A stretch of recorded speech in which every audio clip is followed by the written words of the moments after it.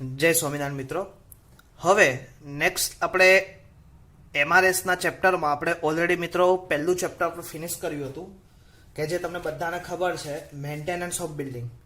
Okay, ઘણું બધું આમ જોવા જાઓ તો ઘણું બધું આમ કન્સિસ્ટેડ હતું, પણ મેં એના જે મેન ટોપિક વાઇઝ જો કદાચ પૂરું કરવા જઈએ તો ઘણો બધો લાંબો સમય જતો રહે એમ હતો.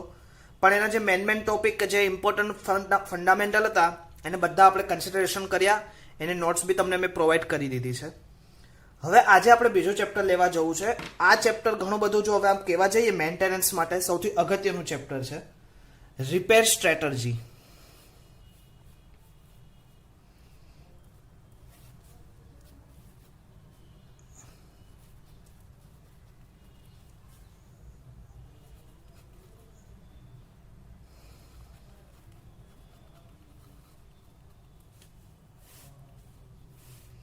Repair strategy.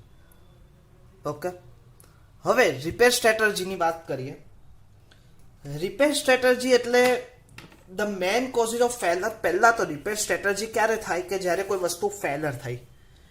હવે આપણે ફેલર નથી કરવાનું, પણ એટલીસ્ટ ફેલર કેવી રીતે થઈ તો એ આપણને ખબર હોવી જોઈએ, તો જઈને આપણે કંઈક એને રિપેર કરી શકીએ. ક્લિયર? તો આજે આપણે પહેલો ટોપિક લેવો છે, the main causes of distress in structure. Causes of distress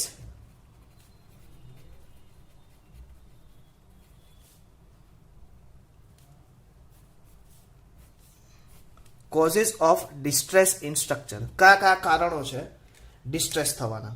okay, તો એની વિશે આપણે ચર્ચા કરીએ.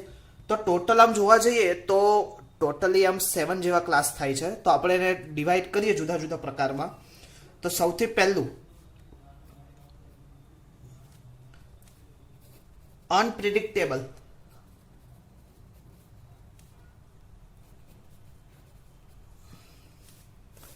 અનપ્રિડિક્ટેબલ એટલે કે કોઈ ધાર્યું જ ના હોય. હવે અનપ્રિડિક્ટેબલ એટલે કે આપણે ઘણી વખત નથી કહેતા કે આને તો મેં ધાર્યું જ નહોતું અને આટલું બધું કરી દીધું. અનપ્રિડિક્ટેબલ એટલે કે ધારણા બહારનું. ઘણી વખત એવું થાય તો કે આ બિલ્ડિંગ તો કેટલું મસ્ત ઊંચું હતું અને આવી રીતે થઈ ગયું. તો કે અનપ્રિડિક્ટેબલ એવી કન્ડિશન કઈ, તો તમને બધાને ખબર છે. અનપ્રિડિક્ટેબલ કન્ડિશન આપણે ત્યાં બે જ છે, કાં તો અર્થક્વેક અને કાં તો બોમ્બ બ્લાસ્ટ. હજુ બોમ્બ બ્લાસ્ટ થી આપણે તો નથી જોયું, પણ અર્થક્વેક ને લીધે આપણે અમદાવાદમાં 2000 એટલે લગભગ બસ હવે નજીક 26મી જાન્યુઆરી આવી રહી છે, એટલે સાથે સાથે આપણે અર્થક્વેકનો એ દિવસે અર્થક્વેક આવ્યો હતો. અને જે કોઈ દિવસ ઘટના આપણે વિચારી નહોતી, સપને એવી ઘટના આપણે અમદાવાદમાં કચ્છમાં બની હતી. ઘણા બધા લોકો બેઘર થયા હતા જેને કોઈ આવી ધારણા બી નહોતી. ક્લિયર? એટલે કે અનપ્રિડિક્ટેબલ કે જે ધારણા જ ના હોય એવું પ્રકારનું કામ થઈ જાય, તો કે અર્થક્વેક અને bomb blast. Okay, and third one is striking aircraft.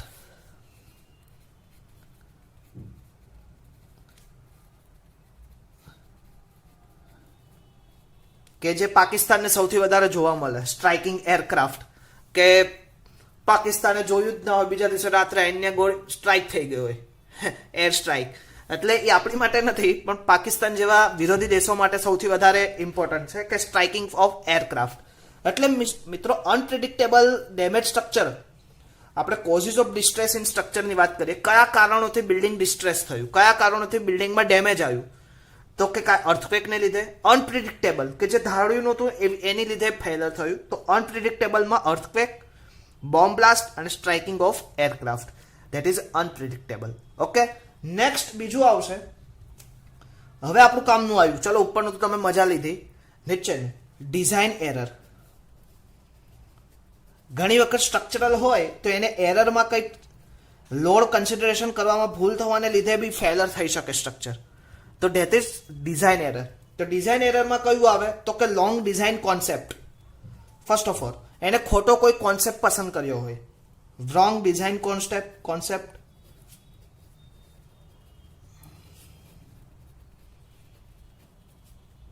Clear? Error in load calculation એટલે કે લોડ કેલ્ક્યુલેશનમાં મિસ્ટેક કરી હોય.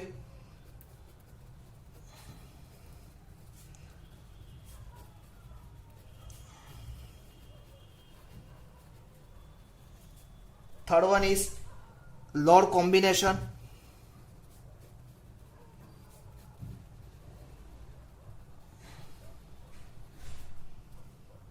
improper use of computer software.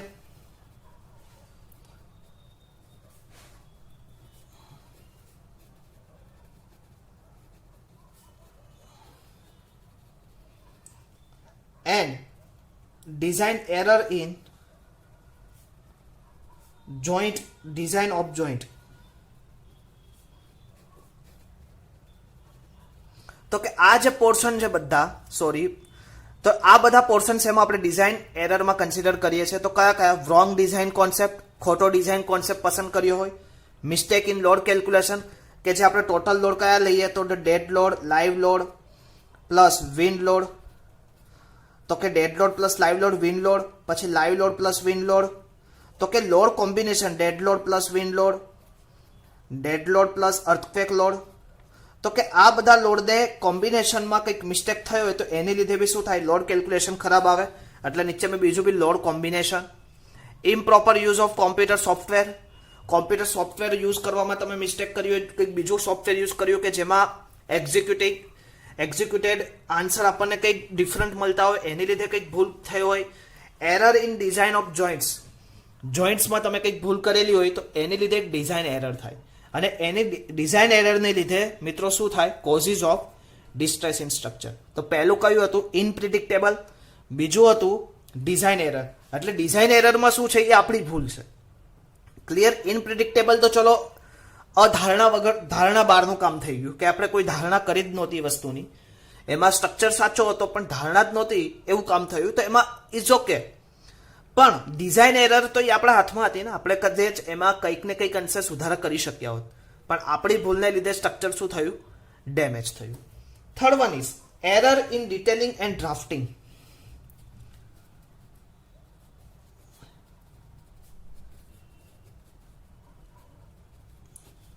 Detailing and drafting. Error in detailing and drafting. હવે તમને બધાને ખબર છે sometime design of various element of structure may be correct but error in detailing and drafting may be. હવે ઘણી વખત શું થાય? જે ડિઝાઇન કરી હોય ને સ્ટ્રક્ચર, એ ડિઝાઇન સાચી કરી હોય, પણ ડ્રાફ્ટમેન હોય, ઓટોકેડ ડ્રાફ્ટમેન, આ કદાચ તમે સાંભળ્યું હશે, ઓટોકેડ ડ્રાફ્ટર, એનો કોર્સ બી ચાલે છે. એટલે ડ્રાફ્ટ્સમેન શું કરે? આપણને ડ્રોઈંગ કરી દે કે ટોપમાં તમારે આટલા રાખવાના, બોટમમાં આટલા રાખવાના. આપણે ડીઆરસીએસમાં ડ્રોઈંગ કરીએ છીએ એ ડ્રોઈંગનું એક્ઝિક્યુટિંગ ડ્રોઈંગ એટલે કે કોઈકને આપવાનું ડ્રોઈંગ એટલે કે જે લેઆઉટ ડ્રોઈંગ હોય એ ડ્રાફ્ટમેન કરે. હવે ઘણી વખત શું થાય? સ્ટ્રક્ચરલ ડિઝાઇનરે પોતાની ડિઝાઇન સાચી કરી હોય, એ પોતાની રીતે ખોટો ન, પણ ડ્રાફ્ટમેનની કંઈક ભૂલને લીધે error in detailing and drafting, એને લીધે શું થાય? સ્ટ્રક્ચર ડેમેજ થવાના પ્રોબ્લેમ થાય. Fourth one is material. હવે તમને બધાને ખબર છે આપણે લોકો કેવા ઘણી વખત તમે જોયું હશે ચોર બનવા જઈએ છીએ, એક કાને સારું કરવા જઈએ પણ એ જ કાન ખબર નથી કે પકડીને ભગવાન પાછો એ જ કાન પકડાવશે. પણ આપણે શું કરીએ છીએ કે ચોરી કરવાની એક ટેવ પડી છે ને, એની લીધે આપણે બીજું 10 કામ બગાડીએ છીએ. The main construction material I concrete, steel, bricks, wood, plastic use for poor quality of material may be affect the durability. આપણે poor quality of material use કરીએ અથવા તો કંઈક અંશે ક્વોલિટીને સાચવવામાં આપણે ભૂલ કરીએ, માલ બચાવવાનો પ્રયત્ન કરીએ, સિમેન્ટ ઓછો વાપરવાનો પ્રયત્ન કરીએ, તો sometime high yielding strength steel is used, place the mild steel get more strength but the risk of failure increase and brittleness of the. એટલે સ્ટીલમાં આપણે ઓછું બટાકાનું સ્ટીલ યુઝ કરીએ તો આવી બધી કન્ડિશનને લીધે શું થાય? મટીરિયલને લીધે તમારું સ્ટ્રક્ચર બ્રેક થવાના ચાન્સીસ થાય. ઓકે. ફિફ્થ વન,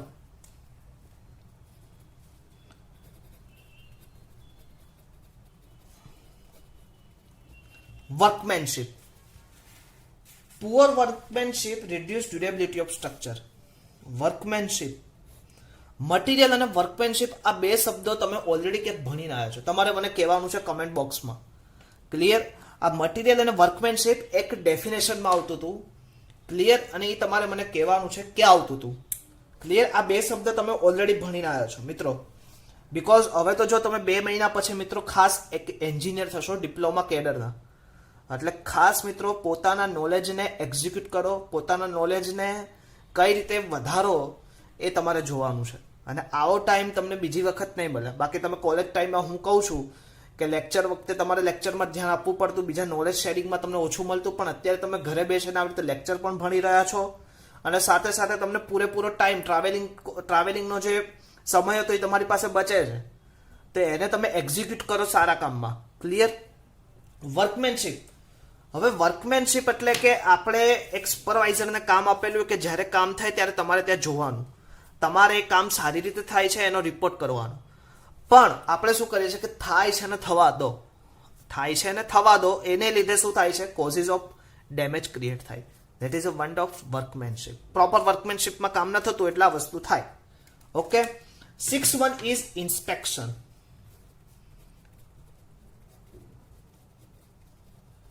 હવે તમને બધાને ખબર છે ઇન્સ્પેક્શન. ઇન્સ્પેક્શનમાં કેવું થાય? ઇન્સ્પેક્શન આવે અને જતું રહે. એટલે શું થાય છે તમને ખબર છે ને? That is a one corruption. અહીંયા હું ચોખ્ખું કહું છું, કરપ્શન. એટલે કે during the construction of structure inspection by experience engineer is necessary. થાય ને, એન્જિનિયર આવે. આ પ્રાઇવેટ સાઇડ ઉપર જો તમારે જોવું હોય તો સ્ટ્રક્ચર ધાબા ભરતા પહેલા એક વખત સાઇડ ઉપર આવે. જે સાઇડ ઉપર ગયા છે કિશન આપણે ગયો છે, કિશન જાય છે. ક્લિયર? તો કિશન જાય છે, ભાર્ગવ જાય છે, પછી આ બધા 2-4 બીજા કોણ છે, કોઈ જતું હતું મને કીધું હતું. તો કે તમે લોકોએ જોયું હશે કે જ્યારે ધાબુ ભરાય, ધાબુ ભરવાનું હોય એના આગલા દિવસે આપણે સ્ટ્રક્ચરને જાણ કરીએ એટલે સ્ટ્રક્ચર શું આવે? ધાબુ ચેક કરવા આવે અને આપણને ક્વેરી કે ક્વેરી સોલ્વ થાય પછી ધાબુ ભરવાનું. બીકોઝ એની જવાબદારી છે, એટલી જવાબદારી પૂર્ણ કરવા અહીંયા આવે છે. પણ એ જ જગ્યાએ આપણે ગવર્મેન્ટની વાત કરીએ તો ગવર્મેન્ટમાં શું થાય? ધાબુ આવે, એન્જિનિયર પોતાની રીતે બધા જે ડિટેલિંગ પોઈન્ટ હોય આપણને કહે, પણ પછી કોણ સુધારે? અને એને લીધે શું થાય છે? ઇન્સ્પેક્શનને જો ઇન્સ્પેક્શનમાં તમે પ્રોપરલી ઇન્સ્પેક્શન ના કર્યું હોય તો એની લીધે કંઈક ત્રુટી રહી જાય, એરર લઈ જાય અને એની લીધે કોઝિસ ઓફ ડેમેજ થવાના ચાન્સીસ છે. હું આ જે શબ્દ બોલું છું ને, જે ગુજરાતી મીડિયમમાં પેપર લખવાના છે, ખાસ આ શબ્દને પકડે. હું કયા શબ્દ બોલું છું એટલે ખાસ મિત્રો હું જે વર્ડિંગ બોલું છું એની વર્ડિંગને ડીટ ટુ ડી પકડી રાખો. મેં ઇન્સ્પેક્શનમાં કયા વર્ડિંગ, તમારે પછી ગવર્મેન્ટ નથી લખવાનું. ઇન્સ્પેક્શનમાં સ્ટ્રક્ચરલ એન્જિનિયરિંગ આવે, એનું ઇન્સ્પેક્શન કરે, એમાં જે ત્રુટી રહી ગયેલી હોય એને જણાવે, પણ આપણે લોકો એ ત્રુટીને સુધારવામાં અસફળ રહેવાને લીધે ડેમેજ થવાનું કારણ ઇન્સ્પેક્શન. ઓકે. આપણે ઇન્સ્પેક્શન પ્રોપર થાય જ નહીં, એને લીધે એરર આવે, એરરને લીધે ડેમેજ થાય. Okay. Next one is maintenance.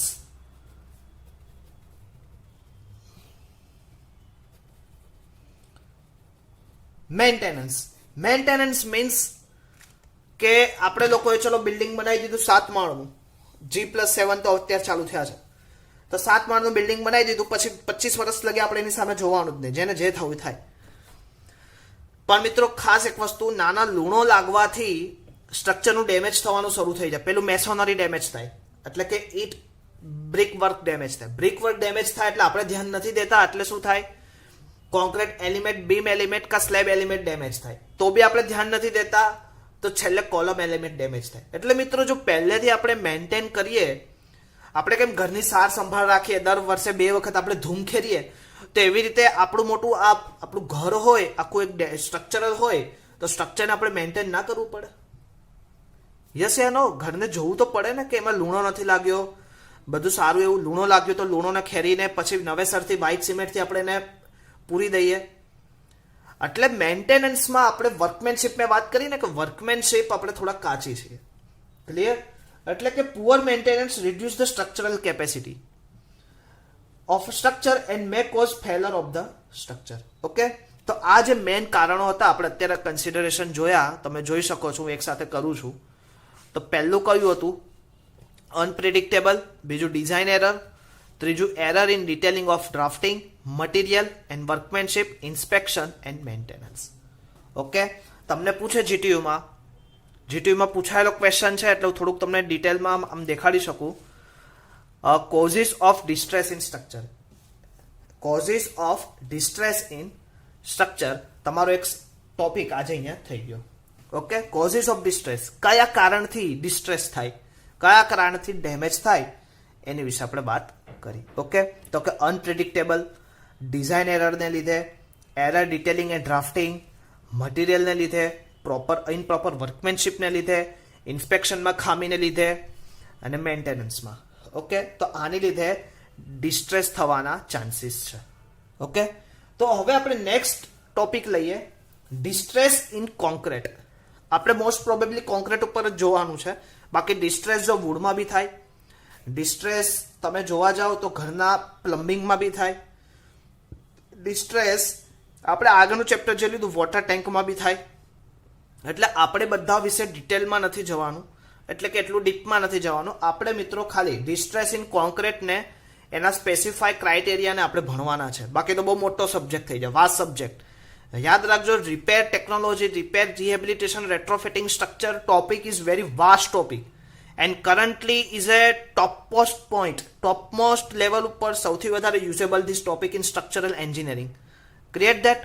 તો first of all next topic is distress in concrete. First of all which is distress, એના વિશે આપણે ચર્ચા કરીએ. તો હવે આગળનો ટોપિક આપણે લઈએ ડિસ્ટ્રેસ ઇન કોન્ક્રીટ. ડિસ્ટ્રેસ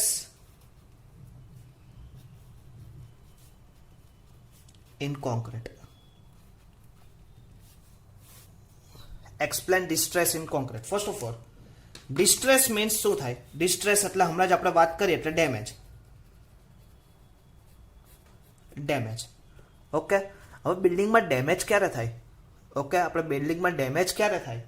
તો કે concrete may be suffer distress or damage during the life of period due to number of reasons. હવે કોન્ક્રીટ હોય, કોન્ક્રીટ ઘણા બધા રીઝનને લીધે, એટલે આપણે લખીએ, હું પછી સમજાવવાનો પ્રયત્ન કરું. કોન્ક્રીટ મે સફર damage during its life of period due to number of reason.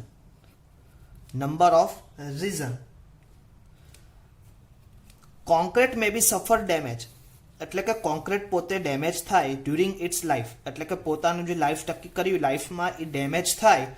તો કે period of due to number of reason, ઘણા બધા રીઝન હોઈ શકે. નંબર ઓફ રીઝન, કોન્ક્રીટને ડેમેજ થવાના નંબર ઓફ રીઝન છે. પણ આગળ શું કહે છે?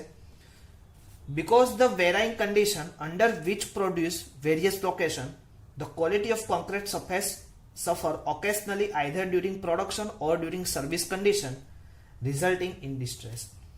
એટલે કે હવે ડિસ્ટ્રેસ કેમ થયું? તો ડિસ્ટ્રેસ થવાનું મેઇન ડ્યુરિંગ પ્રોડક્શન, કે તમે જ્યારે ડ્યુરિંગ કન્સ્ટ્રક્શન થતી વખતે ત્યારે તમે કન્સિડરેશન નથી કર્યું, ત્યારે એક તો એક વે પસંદ કરો, કાં તો બીજો વે પસંદ એવી રીતે કરો during service condition.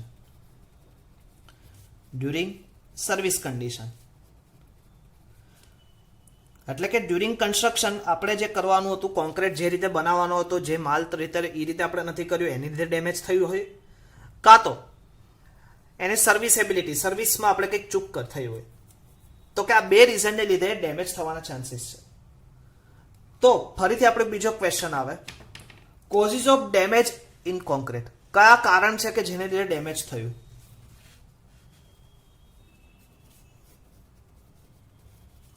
causes of damage in concrete. Causes of damage in concrete. So first of all, structural causes.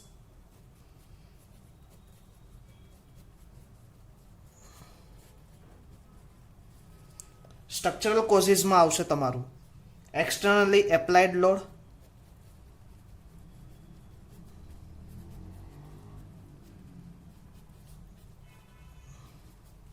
Second આવશે એન્વાયરમેન્ટલ લોડ,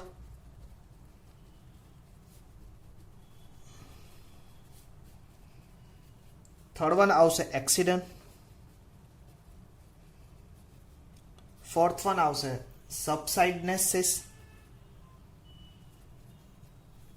બીજા ઘણા બધા સ્ટ્રક્ચરલ કોઝિસ. ઓકે, સેકન્ડ આવશે error in design and detailing,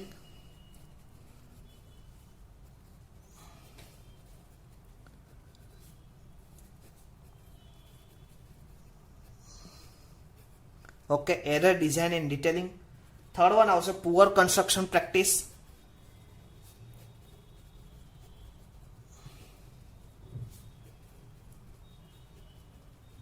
સાથે સાથે લખતા જજો poor construction practice. Fourth one construction overload,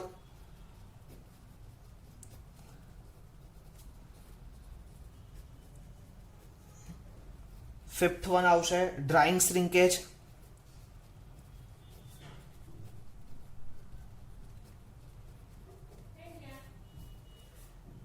thermal stress,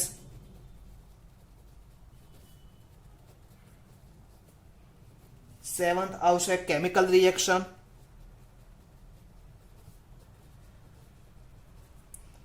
eighth one આવશે વેધરિંગ, 9 વન હશે કોરોઝન. ઓકે, તો different types of causes damage in concrete is a different types. Structural causes, externally applied load, environmental load, accident, subsideness is also included in a structural causes. Second is error in design and detailing, poor construction practice, construction overload, drying shrinkage, thermal stress, chemical reaction, and weathering and corrosion. These all are causes of damage in concrete. તો આના વિશે આપણે મિત્રો next time જ્યારે બી આવશું ત્યારે detail અભ્યાસ કરશું. એક એક વસ્તુની અંદર આપણે કયા કયા ક્રાઇટેરિયા કન્સિડરેશન કરવાના, શેની લીધે આ ભૂલ થઈ, એને ડિટેલ અભ્યાસ કરશું. એવું બનશે તો આપણે ફોટોગ્રાફી સાથે લઈને બેસશું. જે રીતે આપણે પ્લાસ્ટરમાં જોયું તો એવી રીતે આપણે ફોટોગ્રામેટિકલ હું તમને બતાવવાનો પ્રયત્ન કરીશ. તો નેક્સ્ટ લેક્ચરમાં આપણે ફરીથી આવીએ. ત્યાં સુધી મિત્રો જય સ્વામિનારાયણ. અને ખાસ એક વખત આગળના લેક્ચરનું થોડું રિવિઝન કરતા રહેજો. અને સાથે સાથે હવે મને ખબર છે તમારી એક્ઝામ બી નજીક છે 1 ફેબ્રુઆરીથી, એટલે થોડું રિવિઝન એની પર ભાર મૂકજો. અને નેક્સ્ટ ટાઈમથી મિત્રો હું 70 માર્ક્સની કોન્ક્રીટ ટેકનોલોજીની એક યુનિટ ટેસ્ટ લેવા જઈ રહ્યો છું. એટલે કે એટલીસ્ટ તમને ખ્યાલ આવે કેવા કેવા ક્વેશ્ચનો કયા કયા ચેપ્ટરમાંથી પૂછાયેલા છે, તો એની ઉપર તમે એનું અભ્યાસ કરી શકો. ઓકે, તો નેક્સ્ટ ટાઈમ ફરીથી મળશું. ત્યાં સુધી મિત્રો જય સ્વામિનારાયણ.